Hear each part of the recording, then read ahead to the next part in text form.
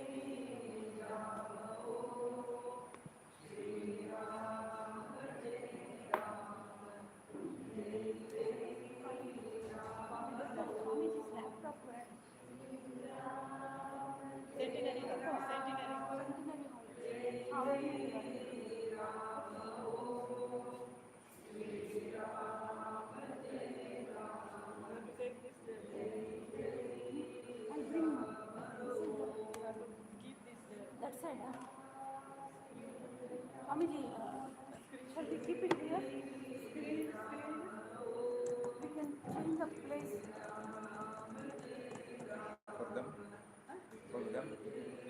For them, Screen share maybe there.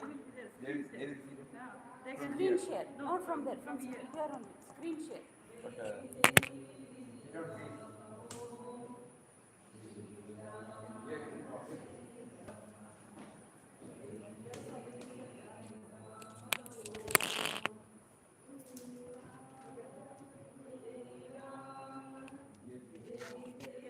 but you don't see. Shall I bring the laptop?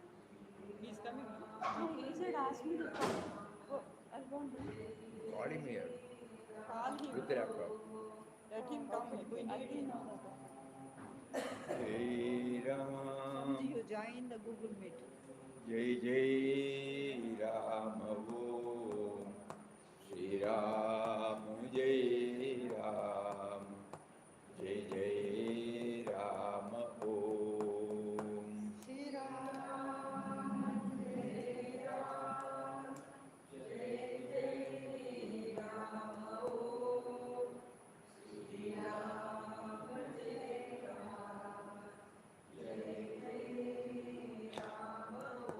Om Shri Ram, Jai Ram, Jai Jai Ram, Om Shri Ram, Jai Ram, Jai Jai Ram, Om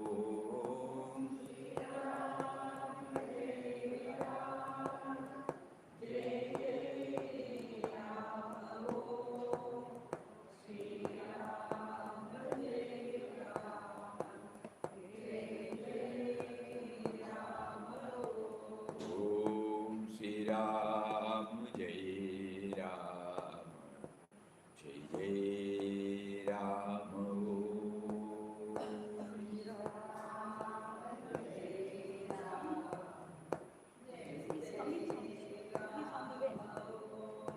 Om Shri Ram, Jai Ram, Jai Jai Ram, Om Shri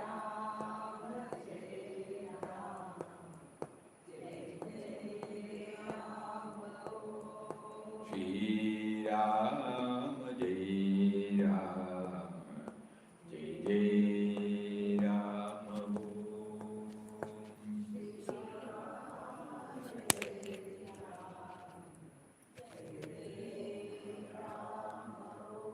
Ram, Jai Ram, Jai Jai Ram, Om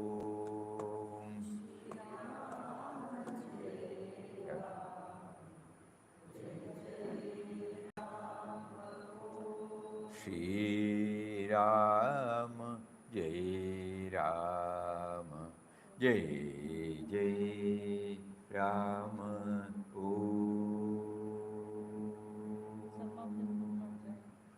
Om Shri Ram, Jai Ram, Jai Jai Ram.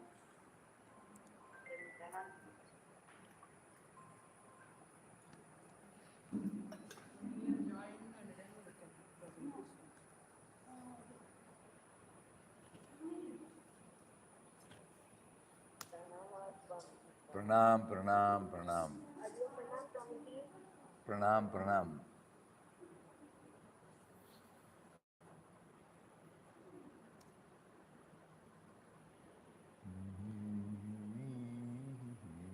Other question. Boards. Purpose is centenary boards. It is there. Swamiji can join and the screen also will be there. He has to join and then do it. That board, Build Your Treasure, sadhana, December 22 program, it was there. For initiation. Centenary schedule.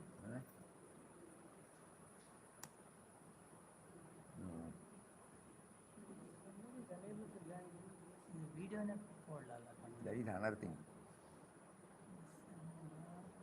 It is not there. Here it is there. Someone wants to join.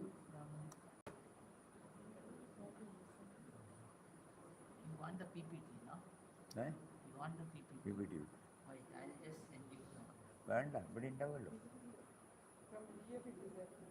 Oh, I'll send it on the PPT. I'll send you in the email. Sure. ഇവിടെ കഷ്ടപ്പോ ഇമെയിലൊക്കെ കഷ്ടം. I'll download it. ഇമെയിലൊക്കെ കഷ്ടമാണ്. I think on the last day we do this.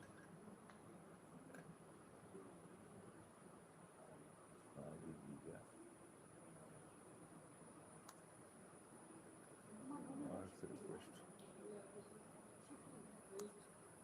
Let this settle down.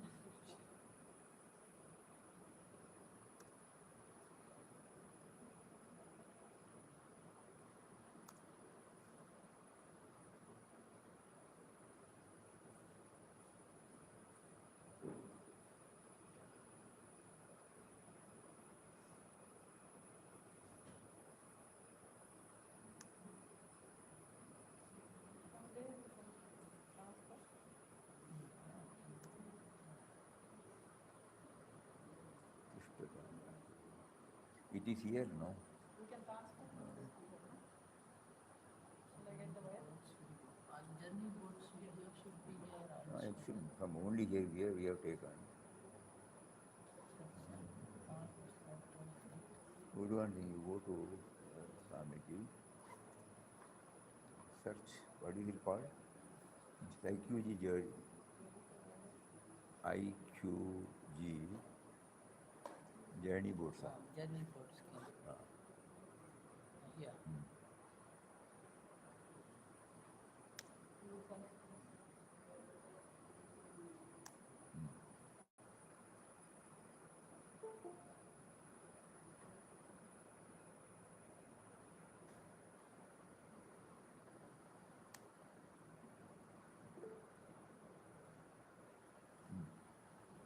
Da.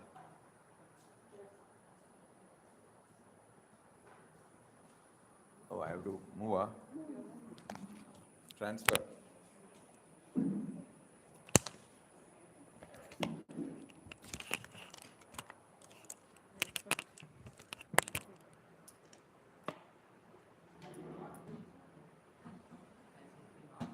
No, we have to sit.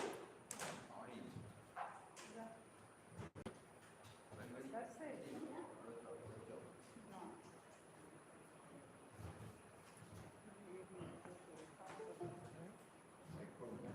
1 minute.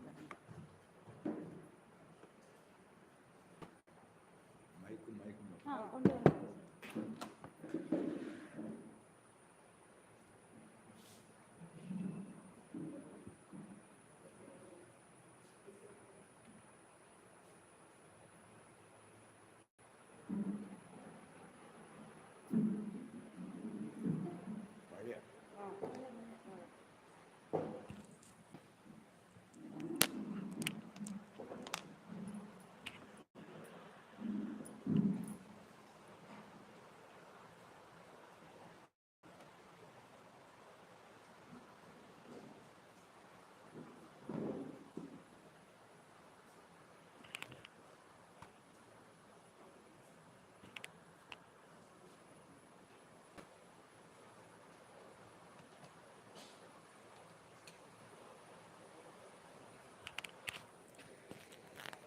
On you, on you. Fan ഇത് Right off you. Light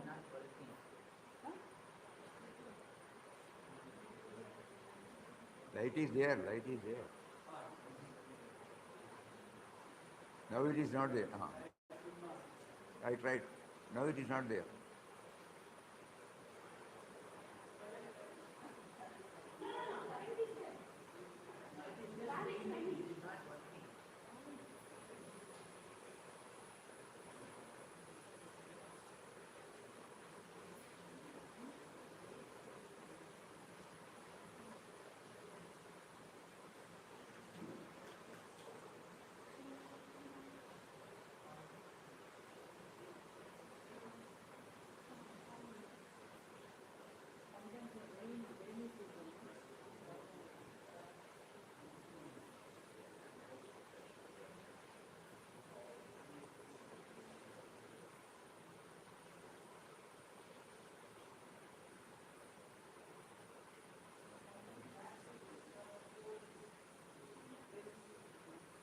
Everybody can see from the laptop? Huh?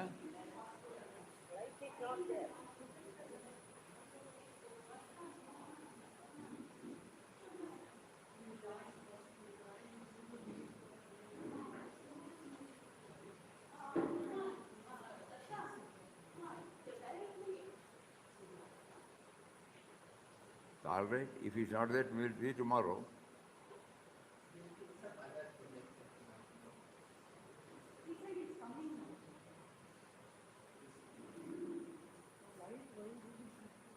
If it's not coming, don't worry. The Shinu said he will come and see. Okay, ma'am.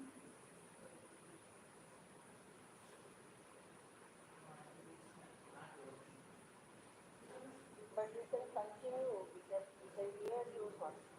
Yes, Swami, yes, I'm also happy with you. What is to be shared today?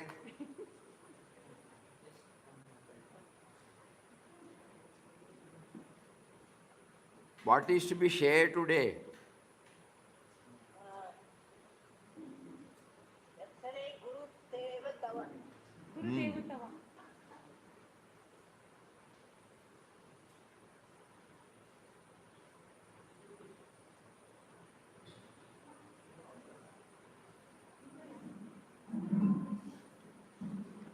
Today we wanted to show to everybody. Today we wanted to show to everybody the 40 boats which we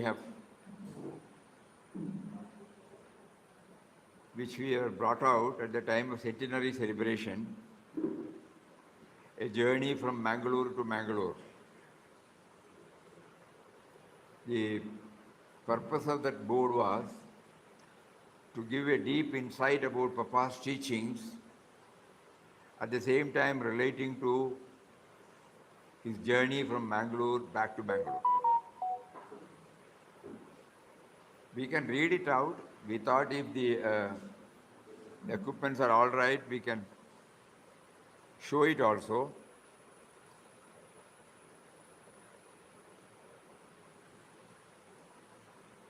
So the first board starts with, you can do that, you can place it in the center. You can place those who can see. Papa Swami Ramdas's endless struggles in his mundane life, resulting in utter helplessness, led his advent into the world as a mendicant. He heard the inner voice of God. It was like a plank thrown towards a man struggling for very life in the stormy waves of a raging sea.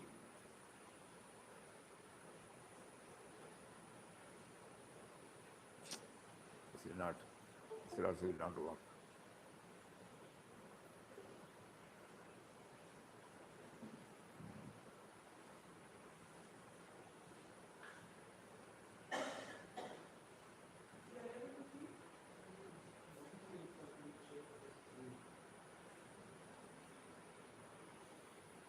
No, it is difficult, because it is a video.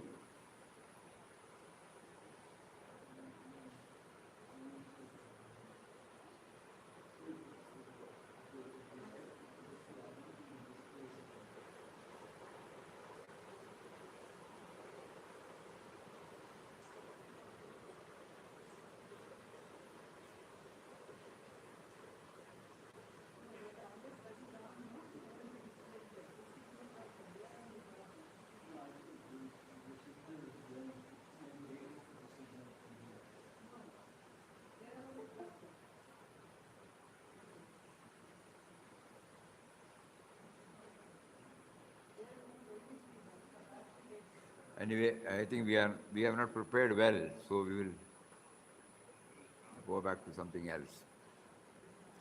Difficult, because it's not a PPT, it's a video.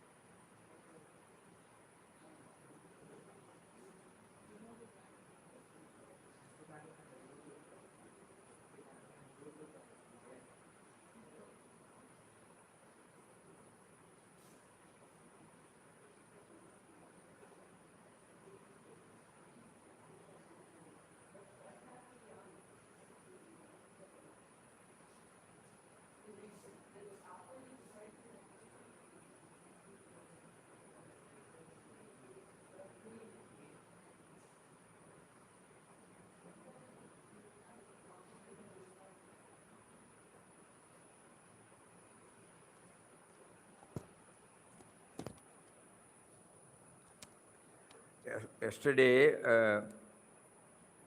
we were trying to hear Swami Tejomayanandaji's beautiful composition on Guru. It reminds us of the relevance of Guru in our spiritual life. Why in your spiritual life, in our very life itself. Unless and until we meet with a Guru, a spiritual preceptor, we may not know that God is, what is God, what has its relationship with Him, why should I remember Him. All those things are not known to me. Right from our childhood, we used to be taken to the temples. We have a puja room at home. Parents would do some devotional exercises there. We try to follow them. Every day morning, immediately after our bath, before we go to our school, we all go to the puja room and offer our prayers to the chosen deity, and then we go. Then we are taken to the temples, at times to the ashrams where we meet the Mahatmas. We develop so many concepts about God. So many questions will be rising up. Different deities, different approach to spirituality by different spiritual saints. We may not be very clear. But the cumulative effect of all these will ultimately take us to a spiritual preceptor. That means either somebody telling us about a particular dimension of spirituality, or we happen to read some quotation, or somebody shares their experience when they had been to that Guru. Any of these might touch and kindle some interest in us. And then when we go to him, at times we ask these questions, at times our questions are answered without asking. And in our case, when we come to Papa's place, there are so many small books. First book we read was In Quest of God, no doubt. It was purely a narrative.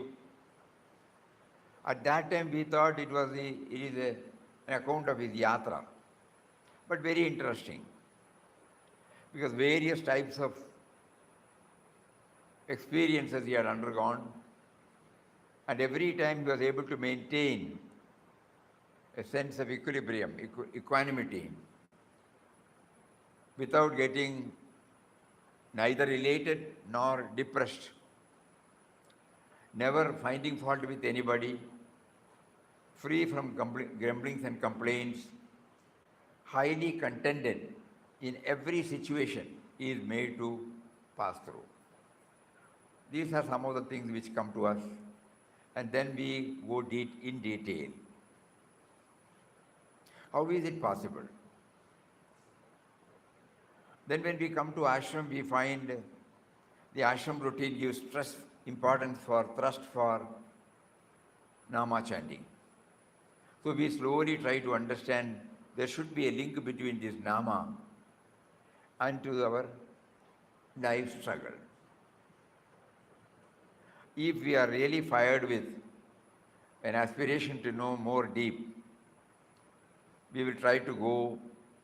God will mysteriously, make us to get in touch with that particular article where Papa highlights about the practical application of spiritual values. That is how we start. And one day we read, God is within you. Guru and God are one. Rely on the God who is within you. Very difficult for us to understand. But still it was he who told us emphatically. He is not giving us any academic, intellectual knowledge. He has dug deep, he has experienced, and he is revealing his experiences to us. So we know Whatever comes out of his own experience. God is within. So that is how then we suddenly think, now we are in quest of God. We were previously reading a book entitled In Quest of God. When we start knowing all these things, we feel, oh, we are also in quest of God. In quest of God who is within and then without. So with the Nama we will start. Initially, he has touched upon the various aspects of Nama, not one or two. Because for the sake of those who are hearing this for the first time, we would again repeat the whole thing. Papa was also leading an ordinary life, an ordinary grihastha life, an ordinary professional life, till 1920. He was born in 1884.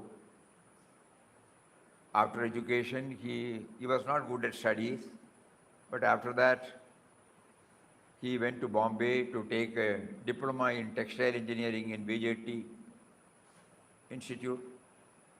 And after getting that diploma,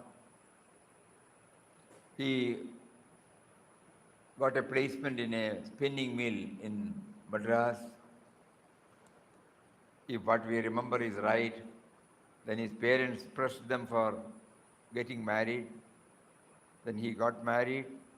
He had a baby child.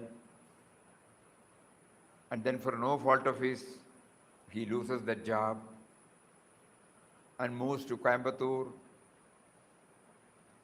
loses that job, again to Quailon, South Kerala, loses that job. Like that, he went even to Gujarat, Gulbarga.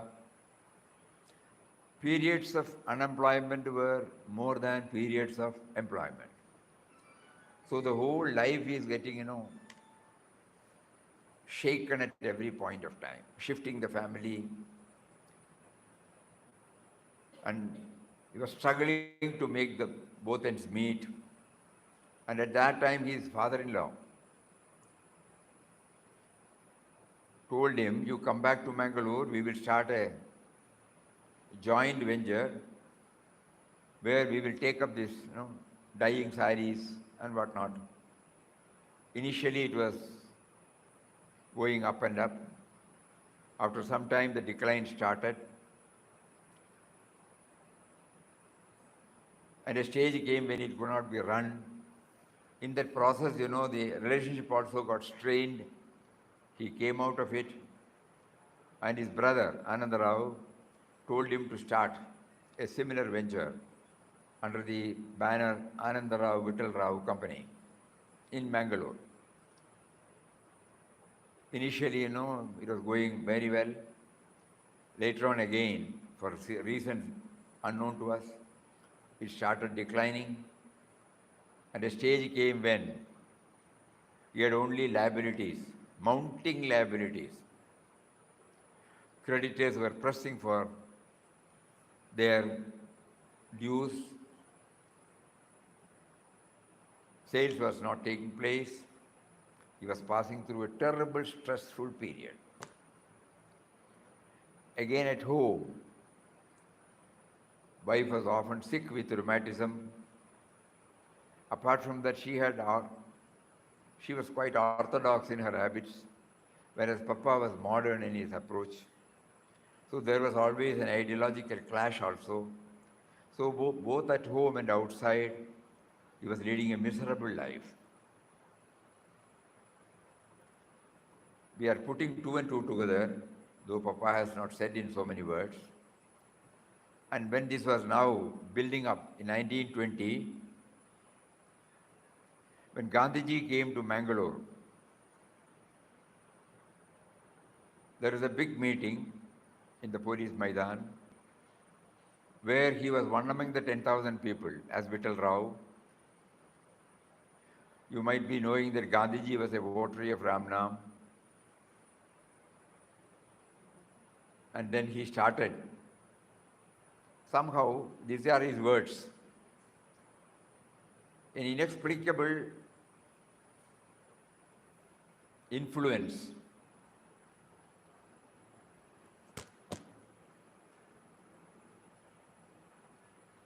he could not explain what that experience was, but an inexplicable experience was there welling up after seeing Gandhiji. And then he has written this, that was the first touch towards God, spiritual touch towards God. So from there, Gandhiji was chanting Ramnam. Then he must have switched over to Khadi then, started spinning, chanting Ram, Ram, Ram. Along with that, he was also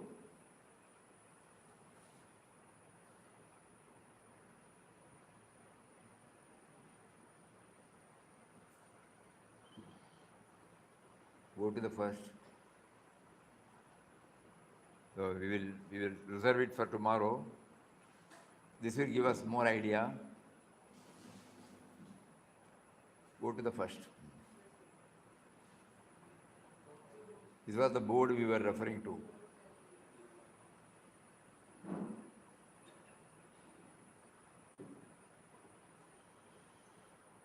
Beloved Papa Swami Ramdas's journey, first long journey as a mendicant.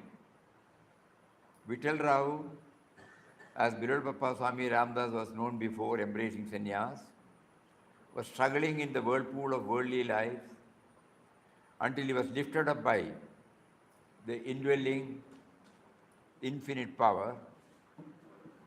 He felt that he was called by the divine to leave his cocooned life of severe limits and fling himself to the vast open sky of limitless infinity.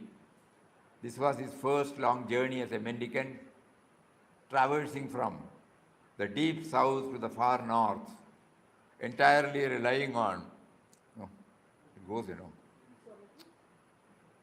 previously, you be there, doesn't matter, we can show them later. Previous.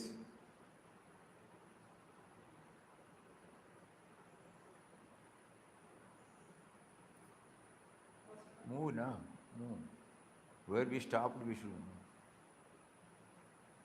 This was his first long journey as a mendicant, traversing from the deep south to the far north, entirely relying on the indwelling reality alone, every day, every step, every breath.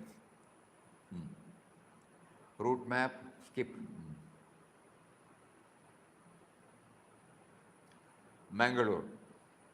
Papa Swami Ramdas's endless struggles in his mundane life, resulting in utter helplessness, led his advent into the world as a mendicant. He heard the inner voice of God. It was like a plank thrown towards a man, struggling for very life in the stormy waves of the raging sea. On 27th December 1922 at 5 o'clock in the morning, he left Mangalore by train, by bidding farewell to a world for which he had lost all attraction and in which he could find nothing to call his own. The body, the mind, the soul, all were laid at the feet of God. The next one, these are all his Papa's own quotes. A seeker's likes and dislikes, favors and prejudices set up a thick wall on his path. No. He should fling himself into the infinite life. Every quotation, we have to do some thinking. No? He should fling himself to the infinite life. The moment we are convinced that this is my life, then I should take the initiative, leap. We are on the shore, we are debating. But unless we take the leap and jump, we cannot go to the other shore. That's what he says. A seeker's likes and dislikes, favors and prejudices set up a thick wall on his path. He should fling himself into the infinite life. The first place he went to was Sri Rangam. Passing through Erode and Trichy, Papa was guided to the banks of Kaveri, where he renounced all that he was holding dearly, including his name Vittal Rao. For him, sannyas was like being lifted by the divine from the narrow pond of a worldly life and thrown into the extensive ocean of a universal life. Papa says, sannyas is a dedication of our entire being to the Lord and His service. It is a spontaneous wave of aspiration rising from within our own heart. Passing through Erode and Trichy. No, over, no.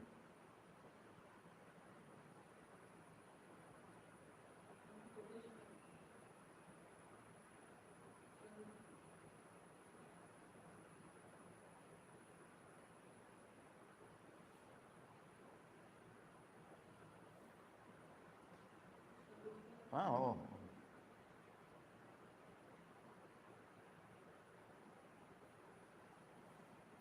Throwing himself entirely at the feet of God, Papa traveled wherever he was guided to with an empty pocket, just 2 clothes and a few books, all his possessions in the world. Hurdles did not hold him back. He managed to find something positive in every experience. Where others found prickly thorns, he saw fragrant roses. Papa says, optimism leads you Godward, while pessimism pushes you down into the morass of skepticism, despair, and woe.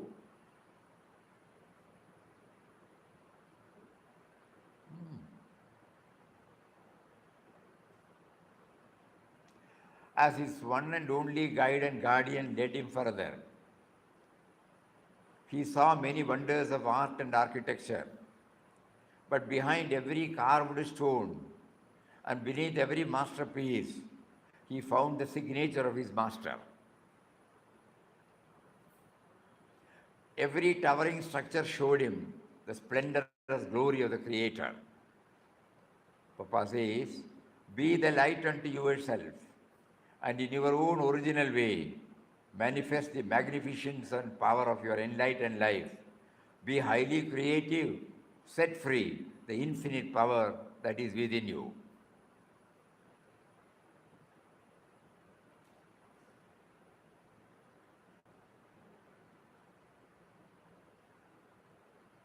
His path was often paved with hurdles, but with no grumblings or mumblings.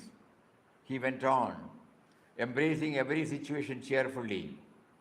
At unexpected corners, he found the generous providence of God. He did as exactly he was prompted to.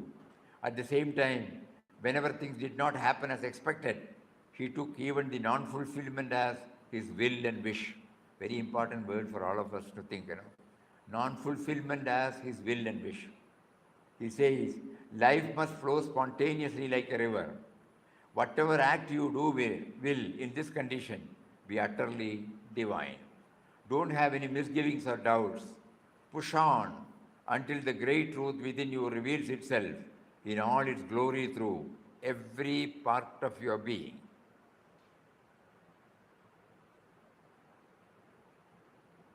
Tirupapiliyur. Surprises awaited him everywhere. Strangers became friends.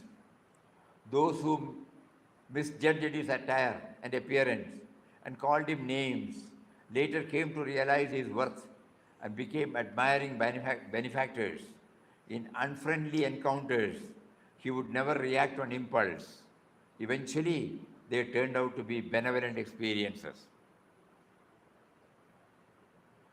He says, do not forget that you live and move in a world which is really a passing show. Do not be attached to it, nor be in any way identified with it.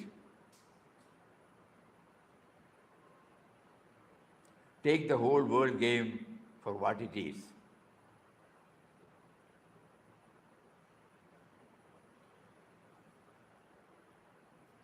Pondicherry. God proposes, God disposes. That is how the old saying meant for Papa Swami Ramdas. Not man proposes, God disposes. God proposes, God disposes.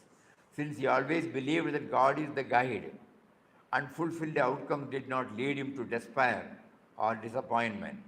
Like a feather drifting in the breeze, he wandered along without any resistance or reluctance. Human life is rich with gifts which God has poured into it, for God Himself is at the source of all lives in the world.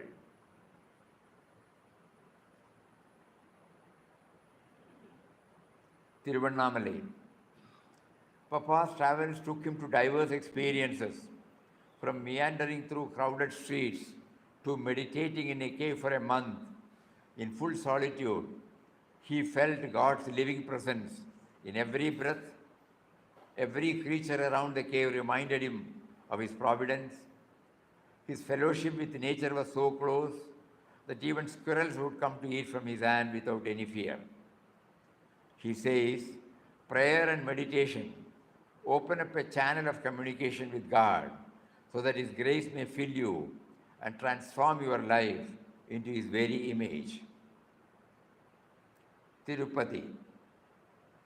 As he wandered from place to place, he did not know what to do there or where to go next, but he knew one thing for sure, that his master has got the master plan of his journey of life.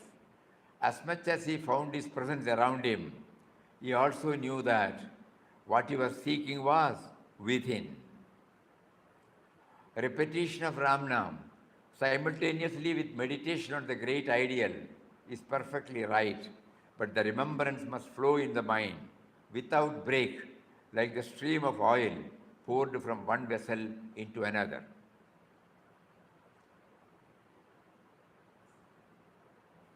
What is the whole purpose of this journey? Papa once encountered this question.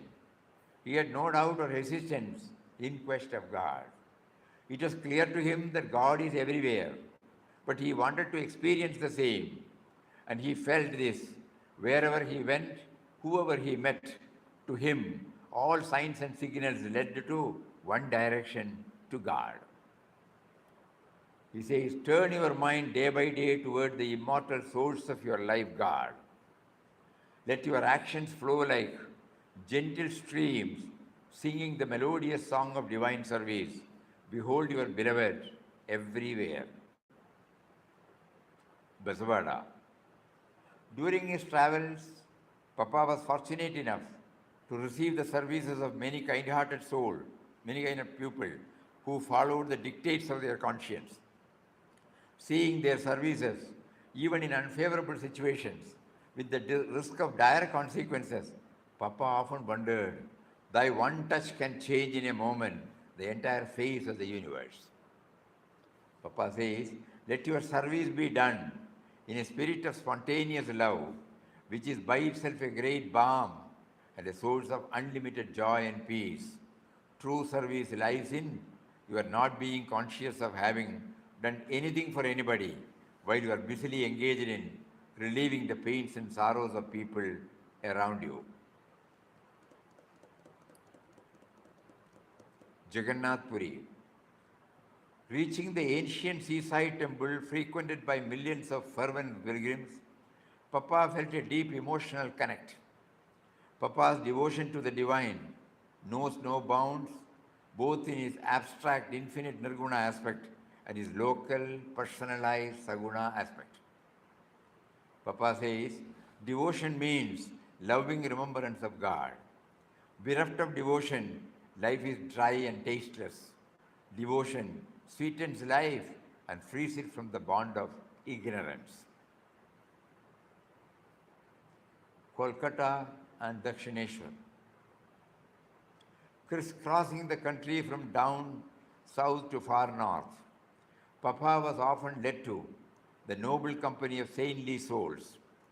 These precious satsangs, often held near sacred shrines, shed radiant light in his spiritual path.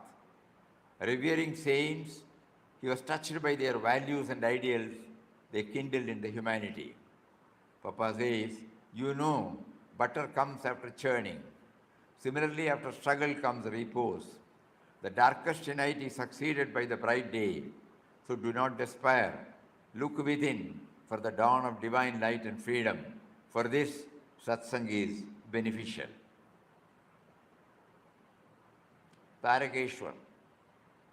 Throughout his journey, he would meet people from all walks of life, from those who follow the rules in letter and spirit to those who live precariously without much care about rules and conventions. For him, nobody is to be feared or frowned upon, and no deed was considered as weird or unbecoming. He says, spiritual progress does not mean development only in one aspect of a human being. His emotional, intellectual, and dynamic nature should evolve simultaneously. Gaya, Kashi, Ayodhya. As a traveler without an itinerary, Papa often faced unsympathetic situations, but he was never desperate or frustrated. Instead, he found them as God-given tests to remain calm and unruffled. Like gold being melted and hammered repeatedly to make fine jewelry, these trying moments made him a finer being who is in tune with the grand designer. Papa says, man's eyes are open to the transitory nature of the world through the bitter experiences which he gains in the course of life. Jhansi. During his wanderings, Papa would often retreat to a quiet meditative place to be in communion with the divine, like a dewdrop slipping into the shining sea. According to Papa, prayer and meditation are essential to destroy the veil of ignorance that has clouded the soul. Papa says, in meditation, your mind should think only of God who resides within you and not wander about in the midst of passing scenes of the objective life. The mind going inward through the practice of prayer and meditation finds the presence of the divine, first within, then without, everywhere. Himalayas. Papa's Himalayan journey took him to many ancient pilgrim centers, Haridwar, Rishikesh, Kedarnath, Badrinath. The lofty peaks of mountains covered with rolling waves of clouds, the holy Ganga that flows in all calmness and majesty, awaited him. He walked on, losing himself in the divine splendor. He felt like a baby in his mother's lap as he was enveloped by a sense of serenity. Papa says, for freedom from attachment, the most efficacious means is a recourse from time to solitude. The renunciation that is required of the sadhaka is the renunciation principally of attachment existing in the mind. Mathura, Gokul, and Vrindavan. Papa acknowledged and adored both personal and impersonal vision of God. For him, both these aspects, Saguna and Nirguna, were complementary, not contrary or contradictory. In fact, the impersonal is manifested through the personal aspect. So he says, truth or God is both personal and impersonal. Truth is personal insofar as it works in the movements of individual life and the world nature, but it is also impersonal as the eternal basis or foundation of this pure and spontaneous overflow of life and manifestation. Raipur. Throughout this journey, Papa made no reservations for either transport or boarding.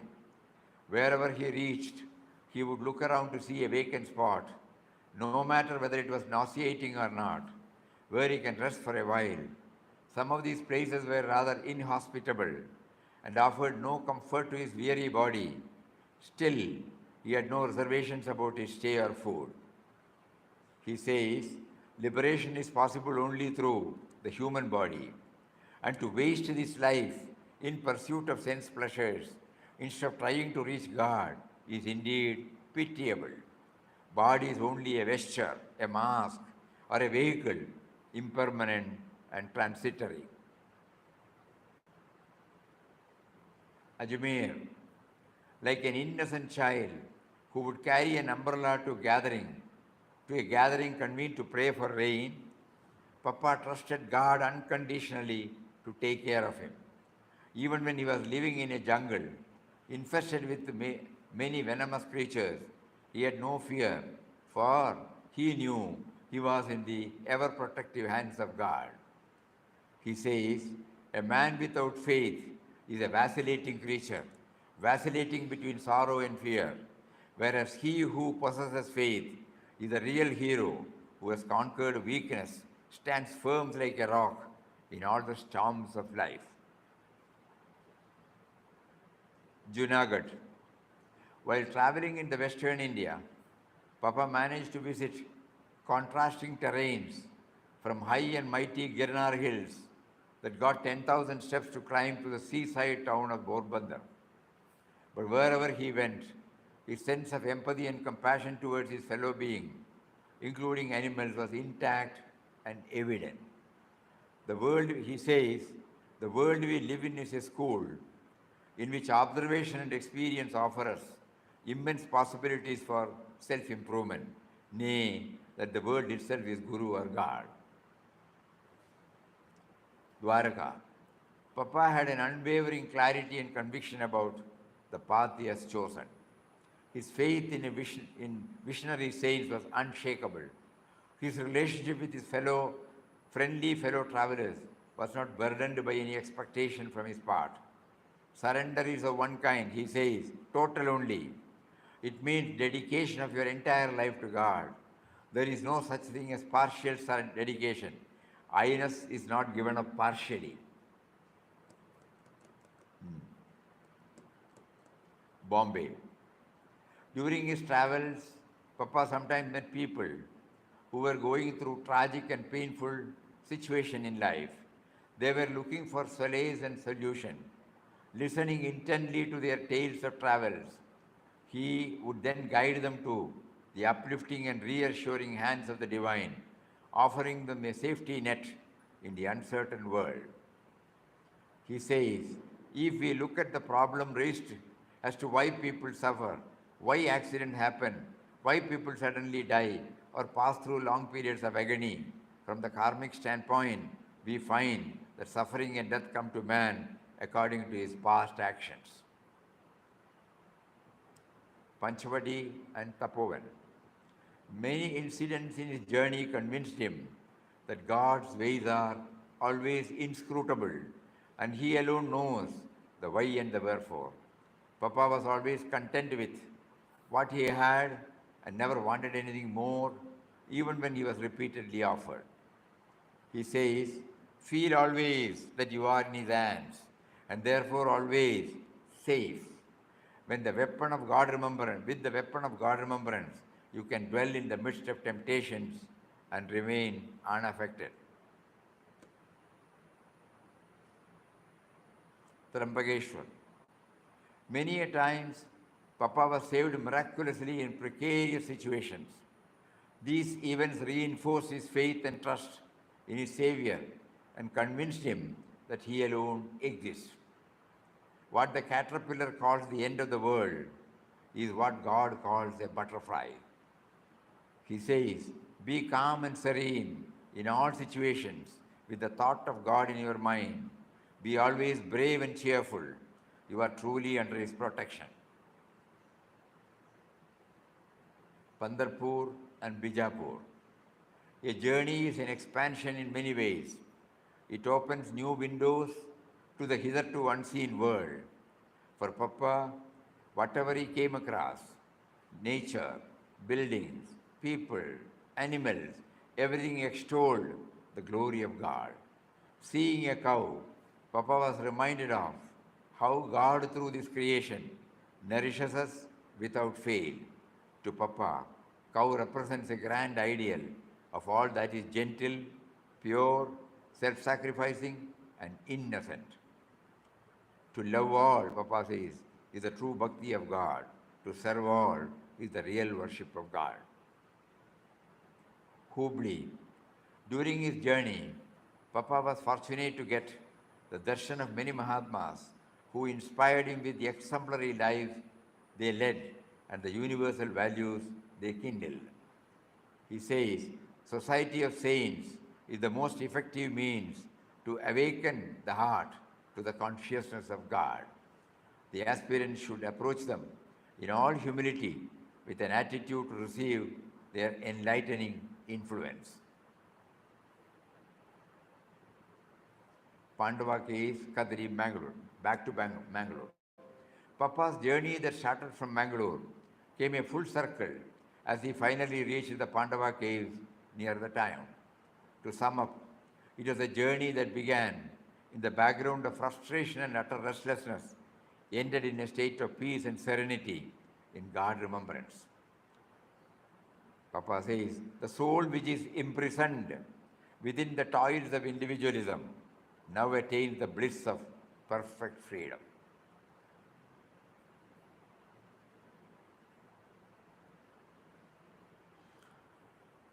So it was a journey from Mangalore to Mangalore. As we said earlier, when he met Gandhiji, the turn took place. From 1920 onwards, he took up the Nama chanting side by side with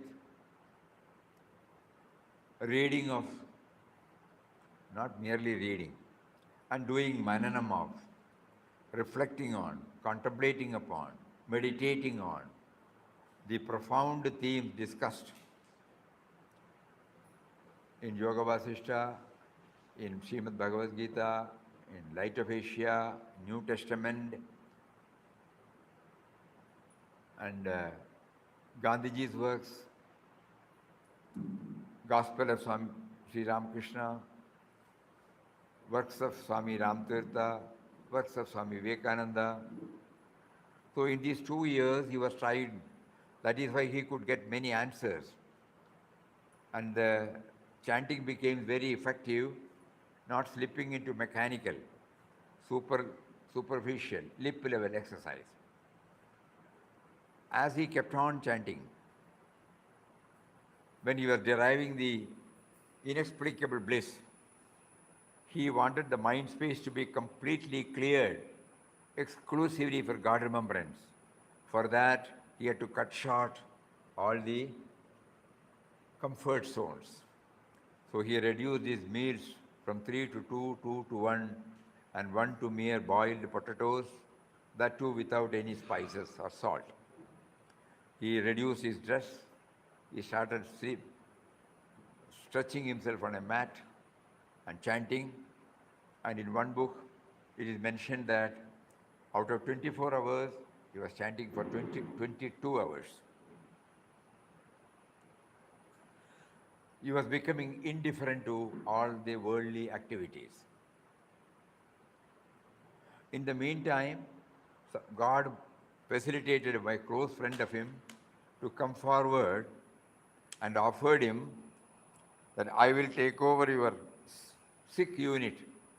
I will invest money, clear off your liabilities. You take charge of the production, administration, finance, I will handle. Normally, when we are hard-pressed, when somebody comes forward like this, we will take it as a God's great, bounteous blessing, and we will carry on with that life. Papa did not. Papa dissuaded him not to invest. But again, the person was very clear. So he invested, and the whole thing was revived. But Papa did not shift his priority. He knew these are all transient. Today it will be all right, tomorrow it will not be all right.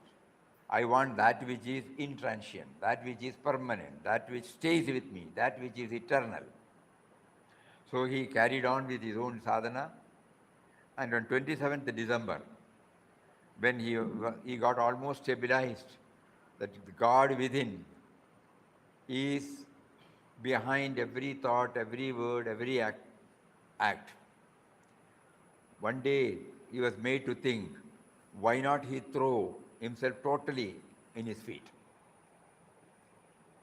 sitting in an umbrella under a protected shadow, we can talk philosophy because some protection is there. Only when we throw ourselves out, where we are not known, and with nothing to fall back upon excepting his remembrance, that is the test by which we know for ourselves that our trust in God is total. That is why he was prompted to take up this yatra, which we went through now. So the nearly a year, 8 to 9 months, absolutely without anything to fall back upon, excepting God.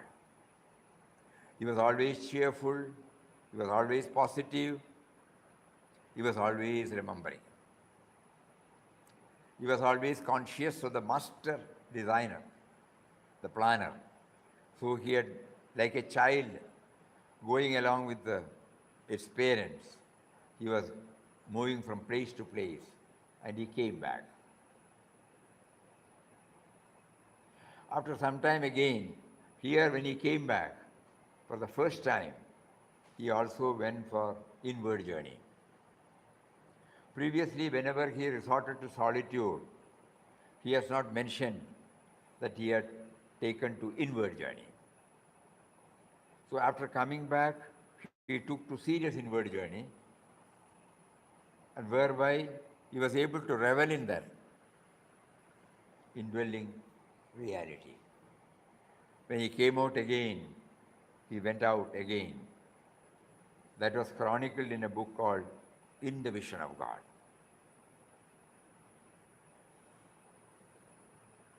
After that tour, when he came back to Mangalore, one of his brothers in Kasaragod told him to stop moving out.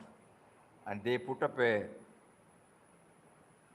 ashram, a thatched shed, very near to Kasaragod, on the banks of the Chandragiri river. And to Papa, he is not treating that brother as proposed.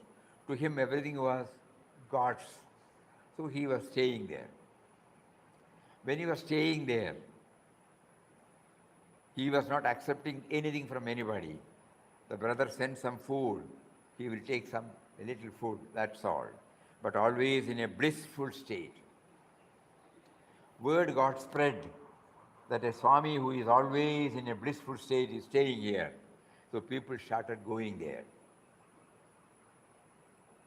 It was at that time, Puja Mataji, who also had to go through the severest test of losing her loving husband at the age of 20 with the 2 children with her. To her, it was a biggest blow. It shattered her life. She wanted to end her life. And then we all have to sit here now today. So Mataji had to step in. So God made all those scenes in such a way that Mataji's husband's brother, who was a doctor, was posted in Kasaragod at that time. So he brought all these families there. And when the doctor heard that a blissful Swami is staying here, he thought the darshan of the Swami will give his sister-in-law some peace. So all of them went to that hermit, to that cottage where Papa was staying. As soon as Mataji saw Papa for the first time, suddenly, intuitively she felt, this is my father, mother and guru. Her mind for a moment, became full. And then from next day onwards, she started regularly going to Kasaragod ashram. Explained everything to Papa. Papa initiated her with the holy and all-powerful Ram Nam. And then put her on severest test to prepare her for erasing the me and mine. She was asked to go and do all sorts of household work in strangers' houses. This had happened in 1928, when Mataji was 25 years old. Ladies were not exposed like today. And at that time, Mataji was asked to go to a stranger's house, do washing, cleaning, vessel cleaning, sweeping, so many things, So they will mock at her, somebody will bully her, somebody will find fault with her, somebody will shout. But that gave Mataji an opportunity to wipe out the me and mine completely. So along with this, Ramnam was also going on. And she was also feeling peace. In between, the doctor got transferred, or he had to go to London. So the entire family was shifted to Dharwad. With reluctance, Mataji went, and then she couldn't stay there more. So she told her children, you come with me. I will take care of you. If I get kanji, you will also get kanji. But children said, no, we will be with uncle, we want to go ahead with our studies. So Mataji came alone.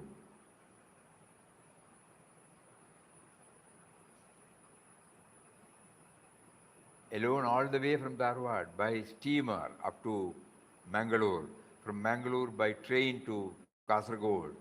And when she reached the ashram, it was night, must be 7, 8 o'clock. Papa was observing silence, 2 or 3 or 4 inmates were there.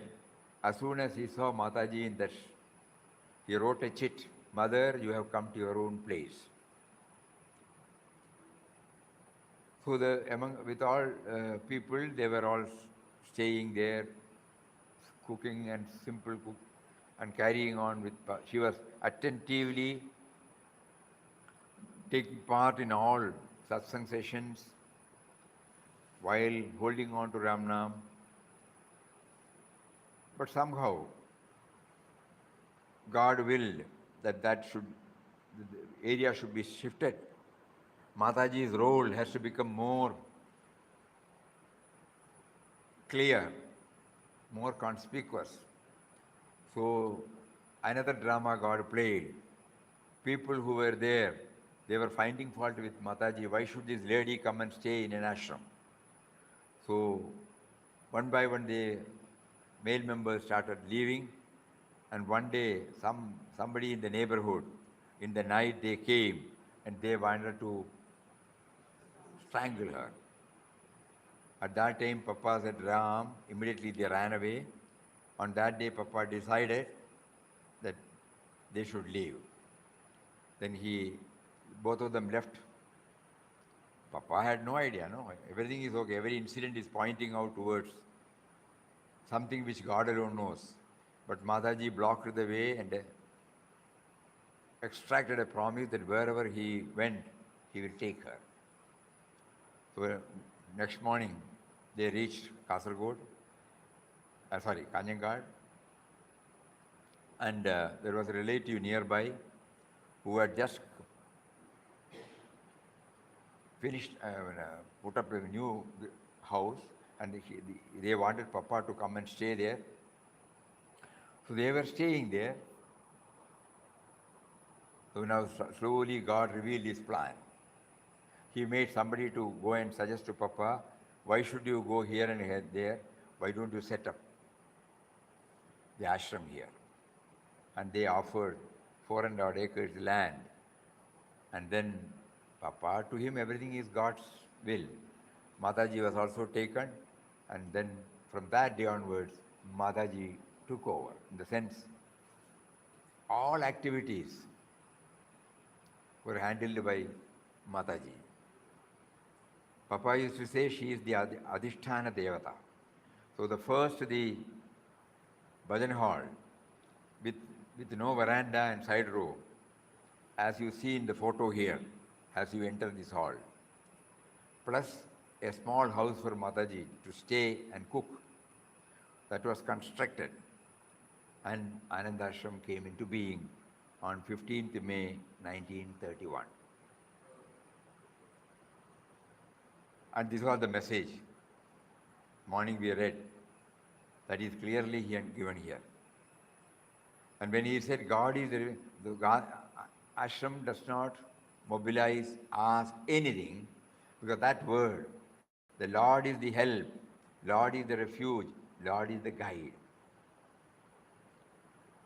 So that means everything has been handed over to God. Lock, stock, and barrel. So the onus of running the ashram rested on God. So for the past 90, now, and in 1963, Param Puja Papa dropped the body. Mataji, who is behind everything that we see now, she dropped the body in 1989. And Puja Swami Sachidanandaji, who joined the ashram in 1949, who served Papa for 14 years, who served Mataji for 40 years. He became the spiritual guru, and he dropped the body in 2008. This is something about our three masters. More of it we will dwell tomorrow. Hari Om. Om Shri Ram, Jai Ram, Jai Jai Ram. Om Shri Ram, Jai Ram, Jai Jai Ram. Om